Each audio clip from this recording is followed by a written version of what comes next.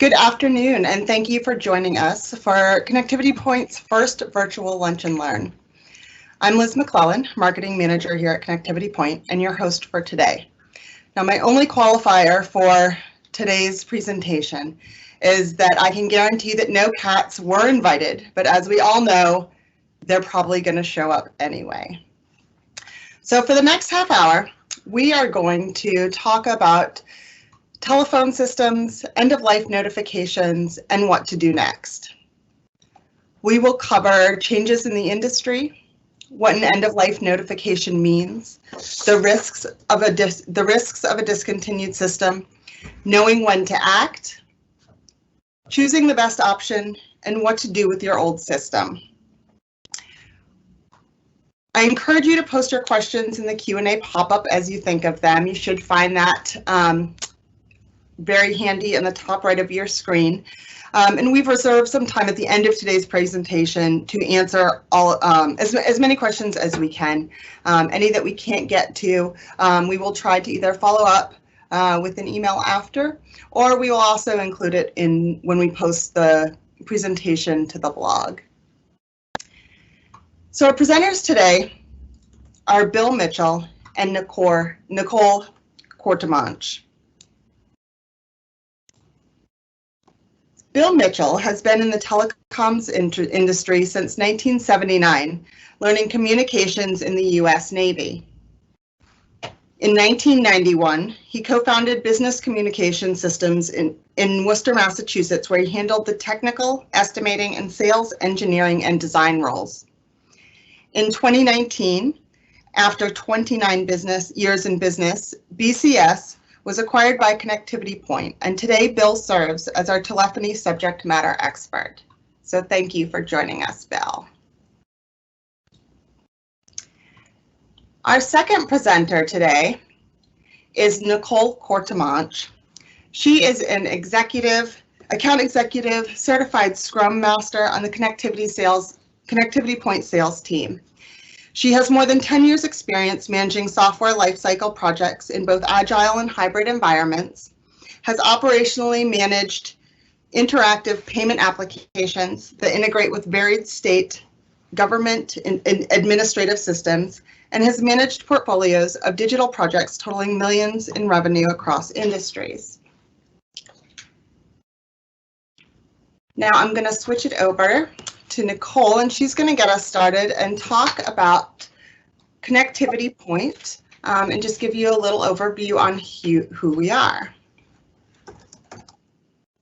Great, thank you so much, Liz. Thank you everyone for joining, and I'd just like to talk a moment about Connectivity Point, our employer. Connectivity Point is an award-winning Maine-based company that specializes in the design and the installation of the infrastructure of voice, data, video, and security. We were founded in 2002 by Doug Watt. We have grown from a 4-person team out of Maine to over 200 employees across the US. And we have offices in 5 states and conduct work in 44 states and 35 countries. Our capabilities fall within 5 major categories: network cabling, audio visual, security, telephone, and communication systems, and wireless. And we perform our services using a mix of our own skilled technicians, project managers, estimators, service managers, and our sales team, who serve as our client's one point of contact. Our projects range from small at 10,000 and under to large at 250,000 plus. And our company's mission is to uphold that in our work, standards matter.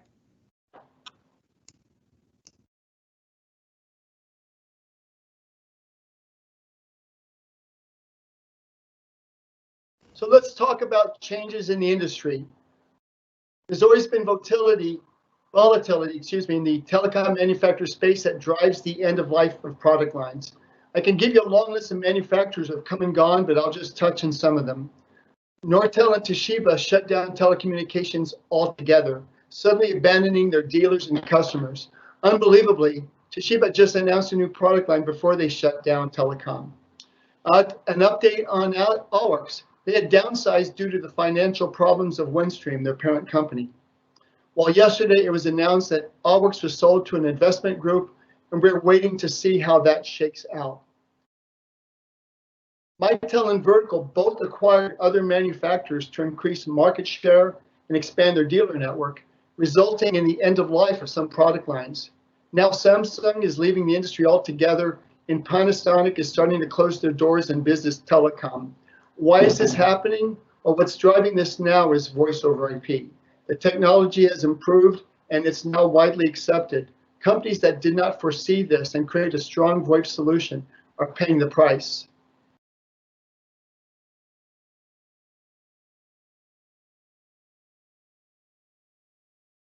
What does an end-of-life announcement mean for you and your company? The product line is discontinued, no new equipment, no software updates, no licensing available to add features, and no manufacturer support. End of life used to mean that a manufacturer has replaced a platform with a newer one, updating DSP chips, adding new technology, or simply addressing the latest customer trends and offering a migration path. Mitel and NEC and Avaya have always been pretty good about offering that migration path. Now end of life is the death knell for these product lines. No upgrades, no future for the product.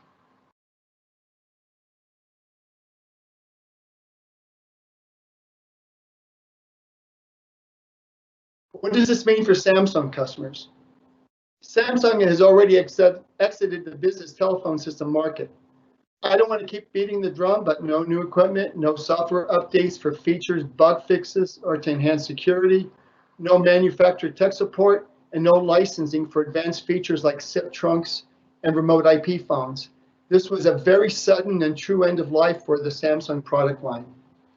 What does it mean for Panasonic customers? After decades of experience in the PBX market, Panasonic decided to close their business comm division in a 2-year time frame. However, in my experience, an announcement like this accelerates the timeline. Sales significantly drop because no one wants to purchase a system that is soon to be discontinued. I do have to say, though, that Panasonic is taking a kinder, gentler approach to their end-of-life announcement. They're promising to support some of their platforms into 2029. I can't emphasize enough, though, you are not in dire straits. If you're a Connectivity Point customer, we will continue to support your Samsung or Panasonic phone systems as long as we can. The purpose of today's presentation is to make you aware of what to expect down the road and to provide options should and when you decide to move forward. Now, what's the risk of a discontinued phone system? Well, as you encounter service issues or you need to expand, new parts will become expensive and increasingly unavailable. Used parts will be available, but with limited warranty because they're used. Technology is an ecosystem, and as new networking protocols go into effect, security protocols mandated, or operating systems updated, some management and advanced telephony features are likely to be affected, or you can lose functionality altogether. Operating system upgrades have already affected Windows Phone System management software and reporting applications, killing functionality. Voicemail to email may be limited to a less secure protocol. Without licensing, you may not have the ability to add new functionality. We're seeing a lot of requests for people to create work from home solution for some of their staff in these days of COVID. Without that licensing, you're going to be limited to what your options are. Finally, with no software updates, phone systems may not be able to support the newly mandated next generation 911 services, Kerry's Law and the Ray-Bonds Act. All of this being said, there is no need to push the panic button yet.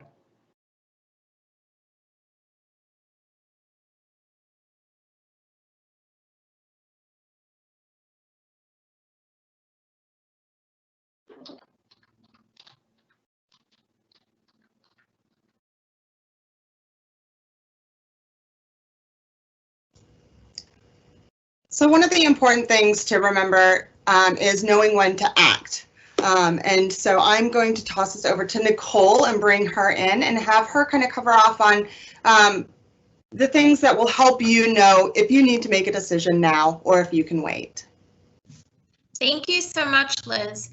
So how soon do you need to act? If your phone system is running well, and if you have no plans for expansion, and if you are not using any enhanced functionality, you can get by a little longer with your discontinued phone system.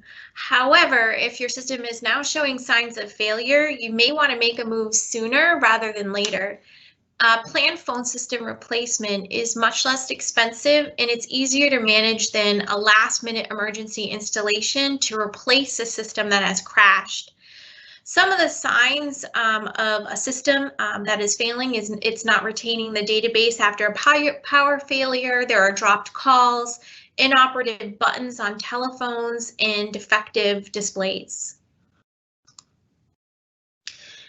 And then also about choosing the best option. So once you've realized that you have to replace your system, you first have to ask yourself some real identifying questions about your commercial business.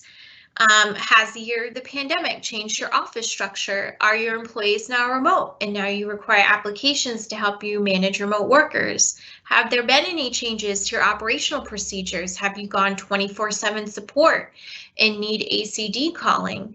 Do you need to integrate your telecom with any other communication systems, perhaps your customer relationship management software for your support and sales teams? So the basis is, and the premise of this presentation is to talk to us.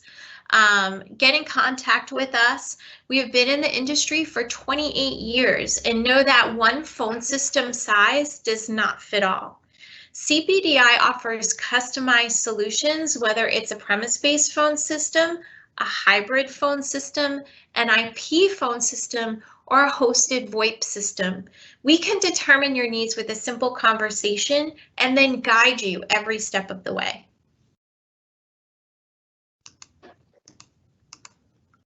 Let's talk about premise-based phone systems. A premise-based phone system is where all the equipment to operate the system exists within your office.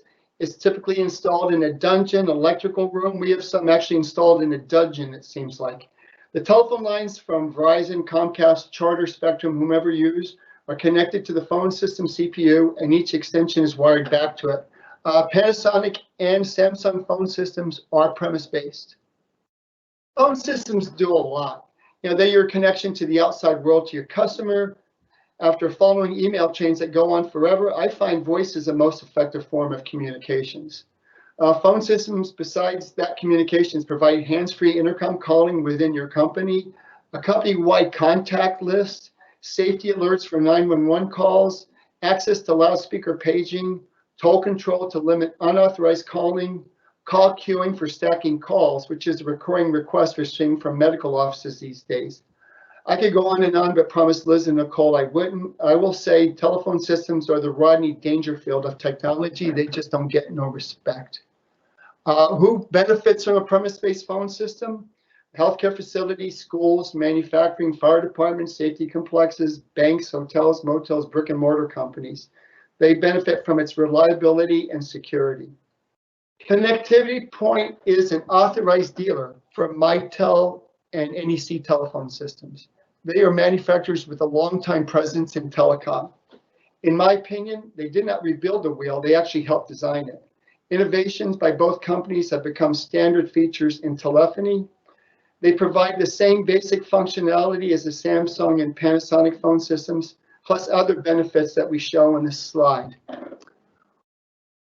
One more thing I want to point out, your Panasonic and Samsung phone systems do today only what they did when they were installed. NEC and Mitel both offer software assurance, meaning you're entitled to software upgrades, not just updates, to continue to gain new features over the life of your phone system. These are not static phone systems. Just a quick snapshot of each company. Connectivity Point is a preferred vendor for NEC. They're the largest supplier of phone solutions in North America. They've been providing phone systems to the North American market for over 50 years, and they did $28.4 billion in sales. Mitel, 45 years. They've come a long way since they started out originally as Mike and Terry's lawnmower company. They've got 70 million business users in more than 100 countries, over 1.3 billion in revenue, and they heavily invest in R&D. There's always something coming down the road from Mitel.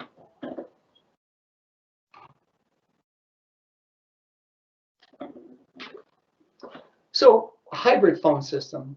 A hybrid phone system is the in-between phone system that combines support for digital, analog, and voice over IP telephones and telephone service. I think of hybrid phone systems as a Swiss Army knife of telephony. They support digital, IP, and analog phones, and POTS, which is analog phone service, digital ISDN, and voice over IP SIP trunking. NEC and Mitel offer a huge range of endpoints. We used to call them telephones. You'll see the listing in the slide: digital IP, wireless, and support for smartphone and cell phone apps. They fit well within your Samsung and Panasonic voice cabling infrastructure, so you won't need to recable to replace the system. And they both offer user-friendly management support. And finally, they're both building block systems that you can be as sophisticated or as basic as you want. Just some highlights: the NEC goes up to 128 extensions, supports, has embedded VoIP channels, multiple ringing, and in apps it's a suite of optional add-ons, which adds real value to the NEC phone system. The My Voice Office 250, 250 users, unified voicemail with email synchronization, which is a really cool feature, and hot desking.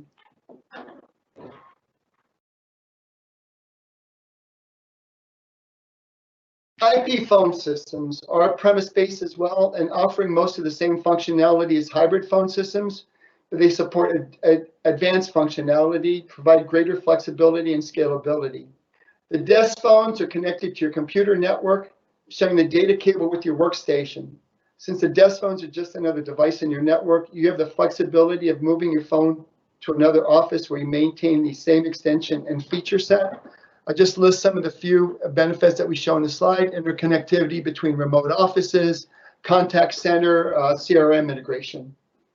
And CRM integration can be Outlook, Salesforce, or other vendors. The NEC is a system offers a versatile architecture. It can be IP, digital, or combination as a hybrid, and it deploys up to 1,500 IP extensions. The My Voice business scales up just a little bit larger to 130,000 users in a single site or multi-site network. The software can be installed in a virtualized environment, so you don't need the appliances to run a centralized UC deployment. Excuse me.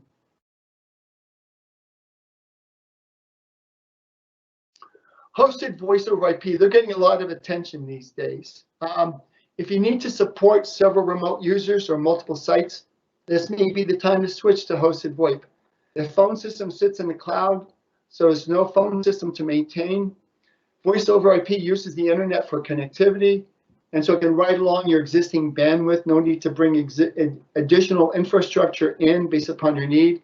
And it can create savings that you can cancel your POTS line phone service when switching your numbers to voice over IP. VoIP systems combine a PBX system, video conferencing, chat, screen sharing, and file management. It is a recurring monthly charge based upon the count of users, as opposed to a premise-based phone system, which is a one-time purchase.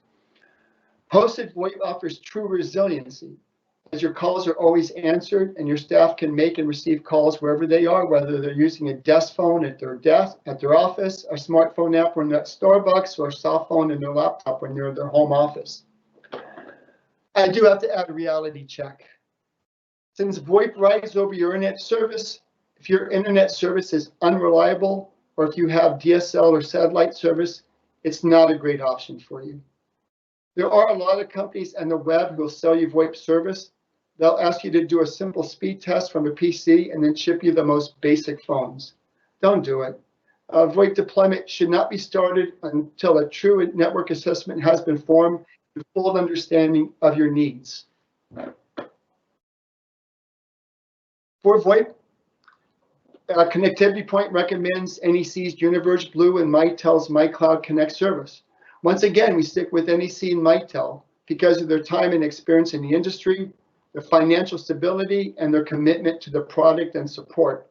If we have any medical offices in this listening to this presentation, please know that both are HIPAA compliant. The slides below show the key points for each. I'll just point out, they both are have financially backed uptime. Mitel uses Google Cloud Services for theirs, and both NEC and Mitel are now offering a promotion that includes a free desk phone.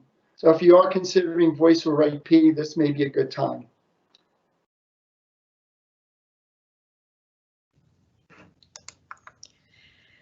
So what do you do with your old phone system? Well, depending on the age and the reliability of your current phone system, third-party vendors that we work with may be interested in purchasing the system.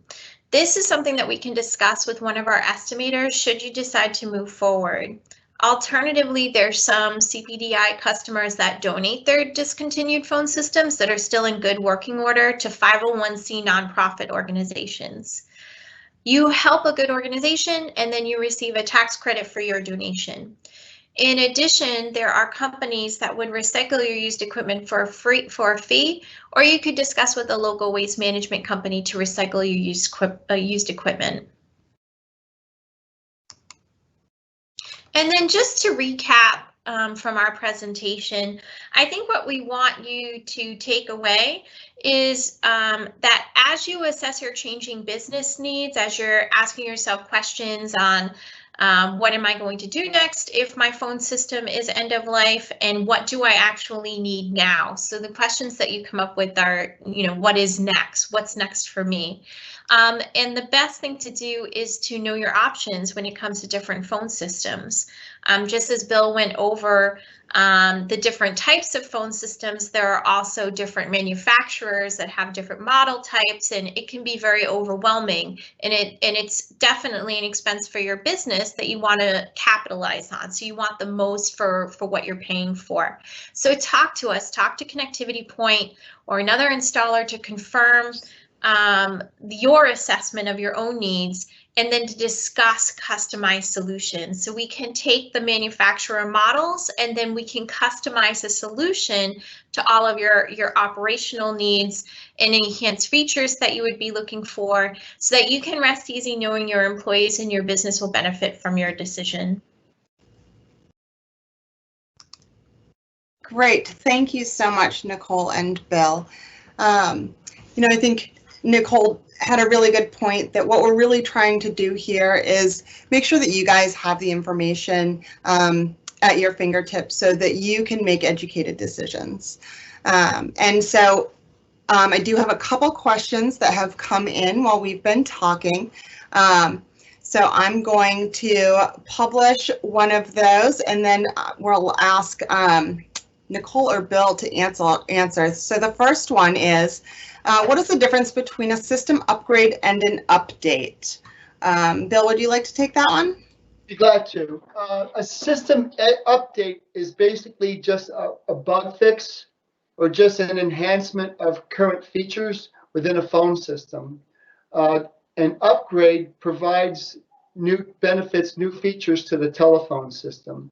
NEC traditionally offers one upgrade a year, but multiple updates during the year just to tweak features. And sometimes they do add a few additional benefits, but the primary benefits are released in the software upgrade. Great. So we have another one from Darren. What does smartphone app versus soft phone app mean? That's a good one. Well, both apps put PBX telephone system functionality on another device. A smartphone app runs on a Apple iOS or Android smartphone or tablet to give you an extension. A soft phone is actually software that runs on a laptop, and it can be, or a computer, and it can be Windows or Mac. But just to extend that telephone system functionality to your desk. I use the smartphone app when I'm in the field, but when I'm working out of my home office, I use the soft phone app on my Mac. I just have a Bluetooth headset connected, and I can receive and make phone calls through the phone system. Okay, great. Next one is there an average number of years before manufacturers recommend replacing or changing phone systems instead of just providing upgrades to an existing one?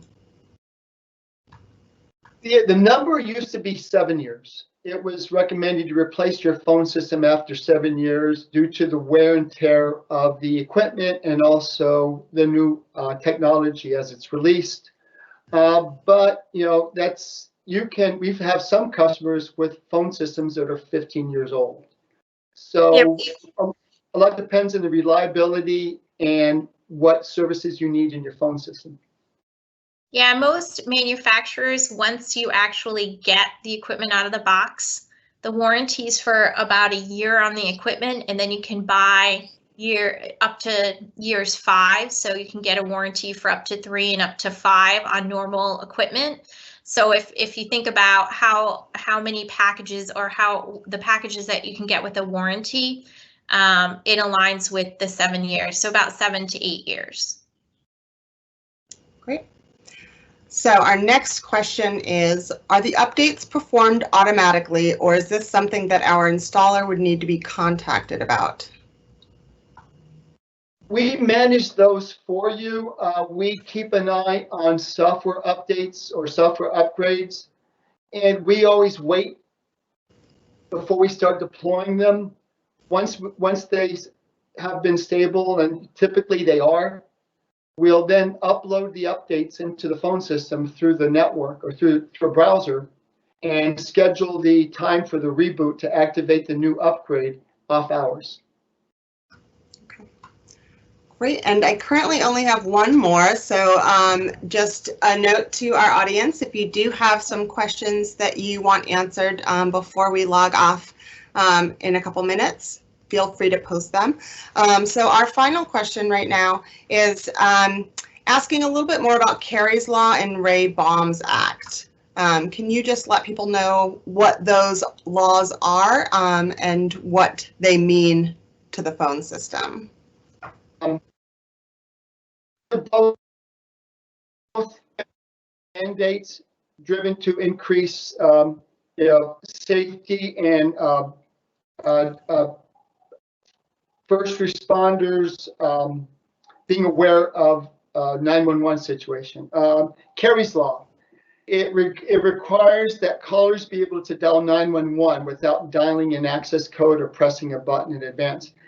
It was created, tragically enough, is created when a woman was being assaulted by her ex-husband in a hotel room. Her 9-year-old daughter did what she was always taught to do, dial 911 if there was an emergency. Well, she didn't realize in the hotel room you had to dial 9 first to make a phone call, including a 911 call. The FCC now mandates that any telephone system, you should be able to just simply lift the handset and dial 911 without needing to do any other things. One of the other requirements for Kerry's Law is that people within the facility be notified that a 911 call has been replaced. If this hotel had been Kerry's Law compliant, if their phone system was Kerry's Law compliant, the front desk would have known that the room had made a 911 call, so they could have directed the first responders to the right site. And in the NEC, the MyTel phone systems, we provide both a visual and audible alert to digital and IP phones to inform them of a 911 call. Ray Baum's Law it's still a evolving requirement.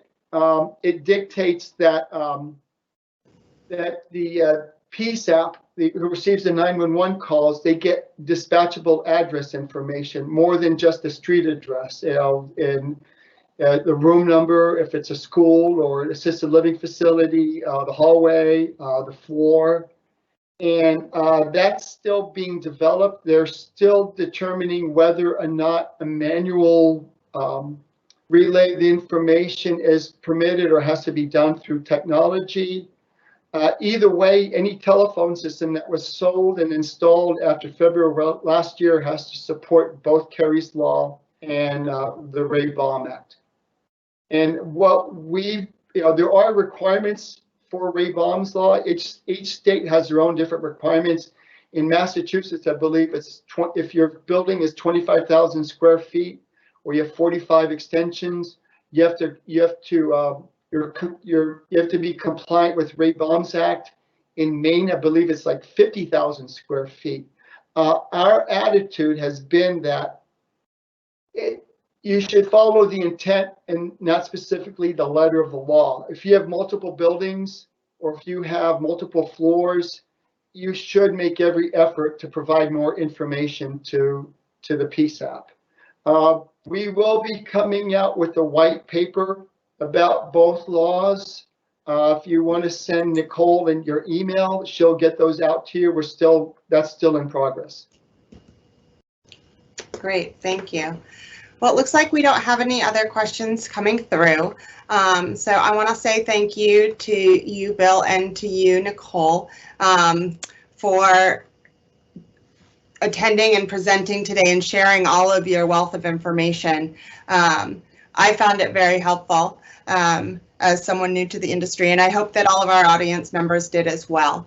We will be posting a recording of this Lunch and Learn on our website in the upcoming days. So if you would like to review anything that you learned here or would like to share it with a coworker or someone else, you'll absolutely have that opportunity. So thank you so much from all of us here at Connectivity Point, and we hope you enjoyed today's webinar.